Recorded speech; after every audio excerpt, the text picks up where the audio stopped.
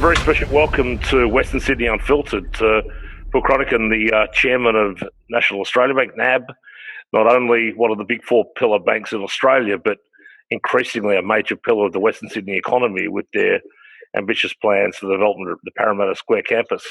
Good afternoon and welcome to the Digital Dialogue, Mr. Chairman. Thank you. It's good to be talking with you, Chris.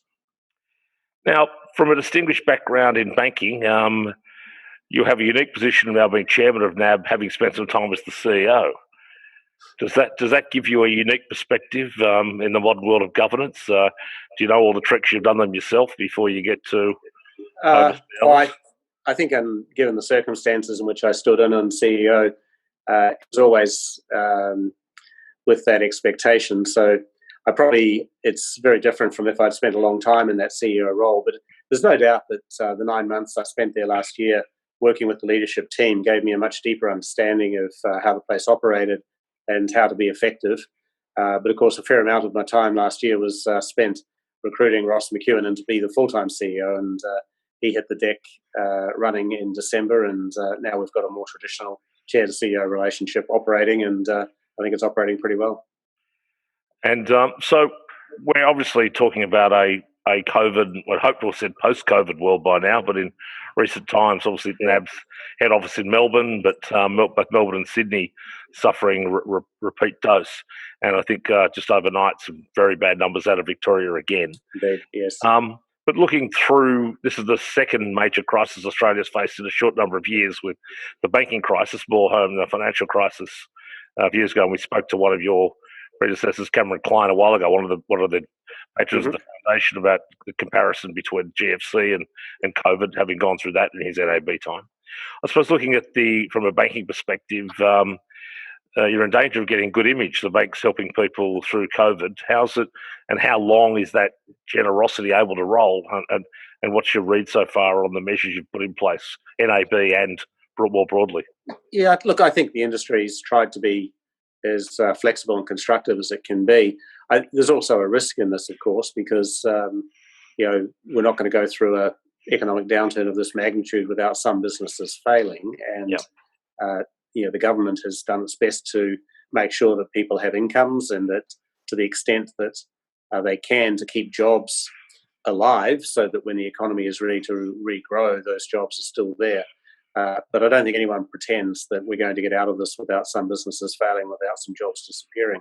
So while we're trying to do our best, I also I don't want to be too superficial about it, because it is going to be a hard time for many businesses, and some of them may fail after the support measures have taken out, and we're still going to have to pick up the pieces from that. So to that end, your thoughts on the state of the economy, NAB's view about what recovery, when recovery, where recovery. Are you more optimistic now than 6 months ago when it first started, or is it this plateauing making it difficult to predict anything? Yeah, well, I think it's probably more the latter, which is that the recent deterioration in the health outcomes, principally in Victoria, but not exclusively, I think have cast a bit of a shadow over what that recovery path looked like. If you go back about 3 or 4 months ago, we had a federal government putting out a roadmap for reopening the economy, which by the end of July, August would have, got us, I think, on a pretty solid path, with domestic tourism back on the agenda, with most sectors of the business community able to start thinking about what a recovery looks like. And of course, we're now having to contemplate another couple of months delay while we deal with the latest outbreak. So I think the concern is that what's happened over the last few weeks has probably set us backwards rather than taking us forwards. It's a pity, because in a lot of ways, government has carried the nation through COVID, and its business is going to need to bring us out.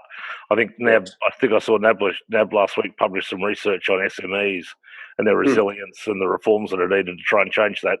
You're famously the biggest business banker in Australia in NAB. What are those findings showing you, and to help all of us understand the way out of this?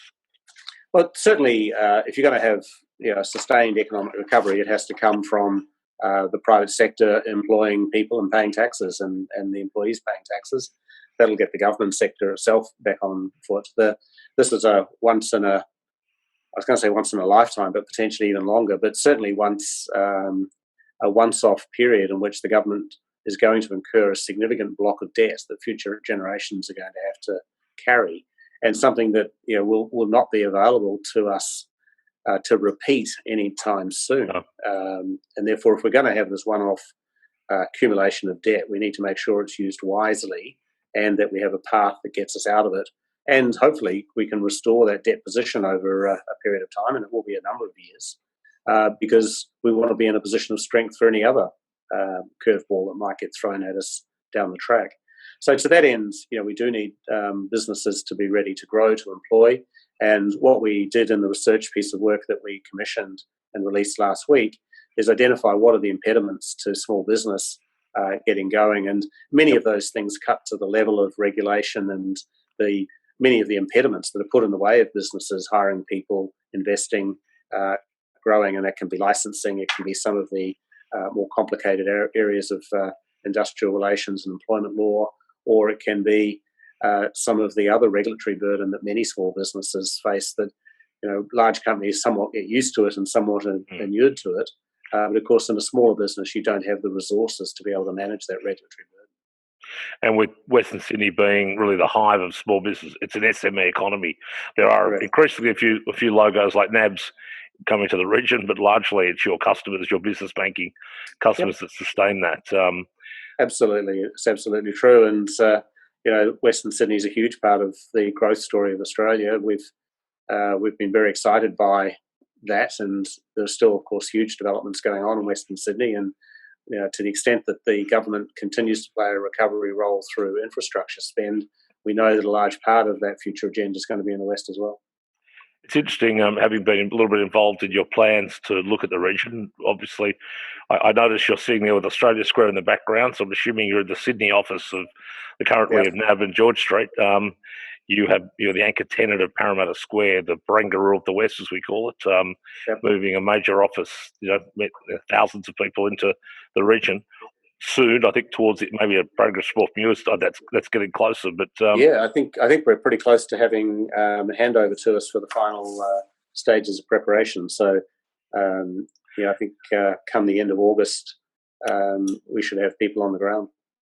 I know Ken Henry took the previous board there for a meeting at WSU a couple of years ago, looking over the big hole Lang Walk was building next door for you. What was about the drivers behind a Melbourne blue blood firm like NAB? Interestingly, picked places like Western Sydney, and we talk of the parallels in East London, where the big British banks didn't want to go to the east, and it was the foreign banks that came originally to Canary Wharf.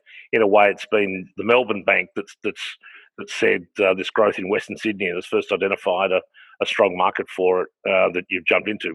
What's fundamental to that market that makes it attractive to NAB? Well, we looked at we've been trying to look at where the growth of Australia is going to be, and we identified around the country a number of significant growth corridors, and that's equally true. There are growth corridors in Melbourne and in southeast Queensland and around Perth. But the size and the scale of what was going on in Western Sydney was what really drove us. We had a vital interest in infrastructure. We had a vital interest in the education services sector. And you look at the combination of the airport, the public transport infrastructure that's going into Western Sydney, the population growth that's expected. And we just felt that even on a national scale, Western Sydney was probably the largest of those growth corridors and going to be of the most national economic importance.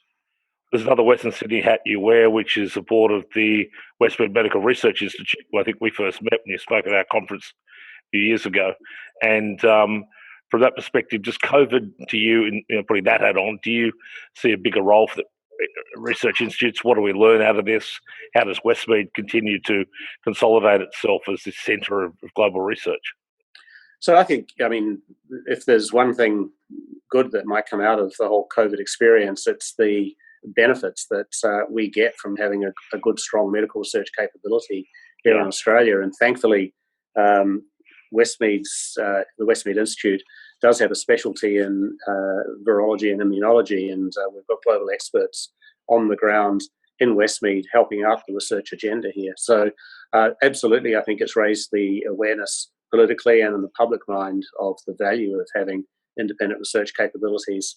And one of the things that we're looking forward to on the broader Westmead campus is the ability to bring together the clinical experience of the hospital, the research and academic experience of the research institute, and then, of course, hopefully down the track, merging that with some of the commercial parties who will be centred out there, with a view to seeing how we can build a proper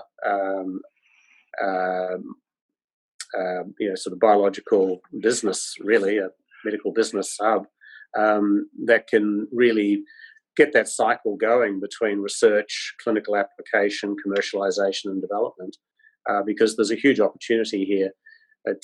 We don't want Western Sydney to be solely about transport infrastructure and construction. It's got to be about white-collar and academic works. And, one of the more interesting statistics to my mind is that the postcodes around Westmead have some of the highest concentrations of PhDs anywhere in Australia. And that should be a sign of what we really are trying to build in the West, which is a city built about the industries of the 21st century, not built around the industries of the 20th century.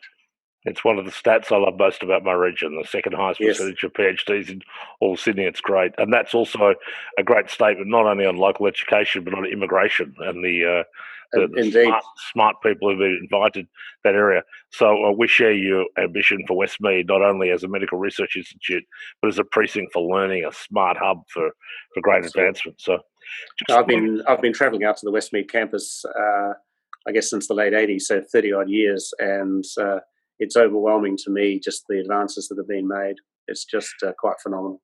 What's important for you? I know, I think the Gough Whitlam decision to build Westmead, a federally funded hospital back then, was being seen as one of the fundamental changes to certainly this city's thing.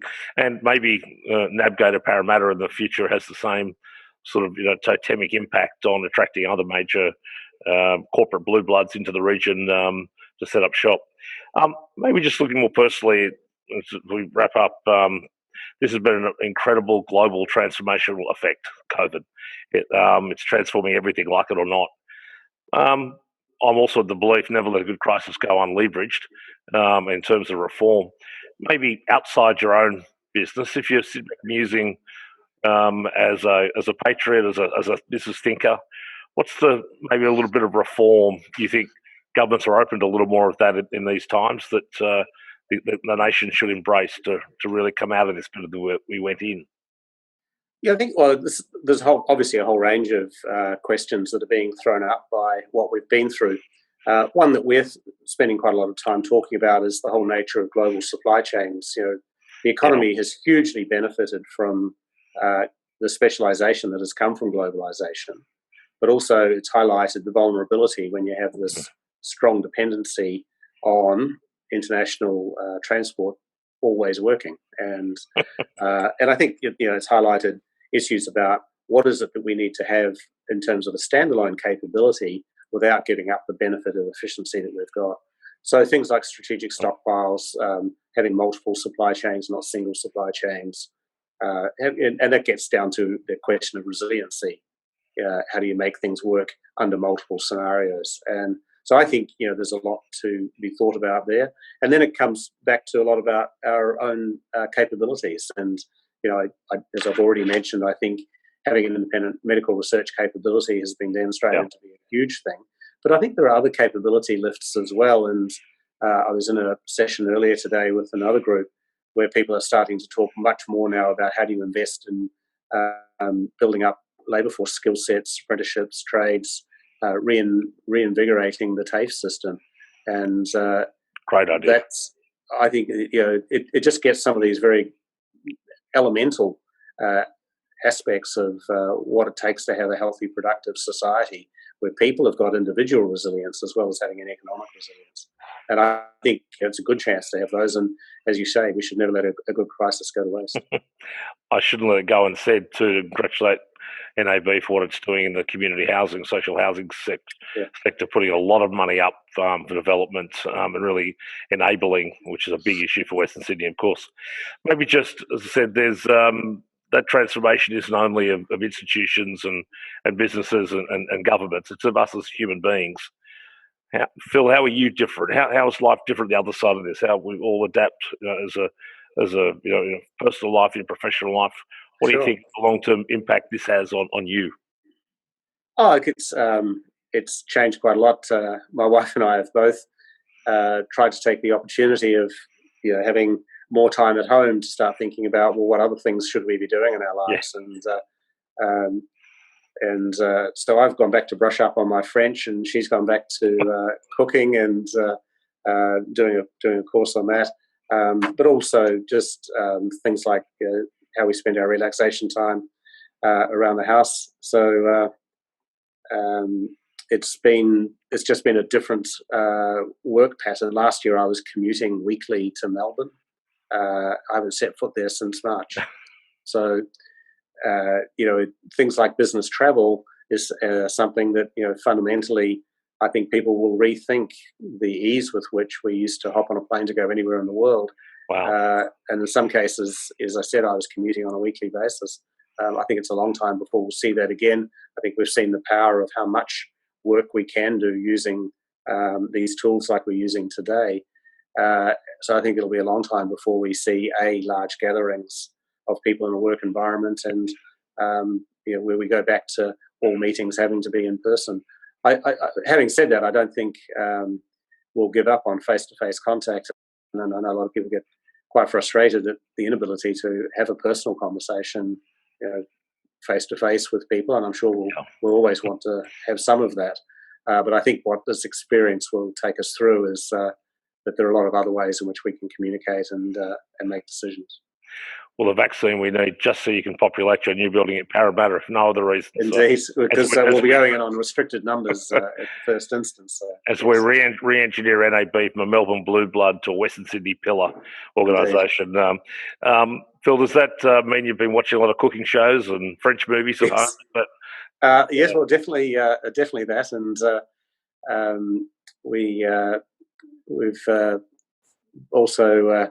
I think, like most households, we're pretty much exhausting our subscription on Netflix and Stan and services. So we've been asking everybody a little pointer for us all to have a look at. Is there a special one you found that you want to share with 3,000 of your best friends now? Sure. I guess the one that was unexpectedly, from my point of view anyway, was unexpectedly compelling was the series The Last Dance, which was Michael Jordan's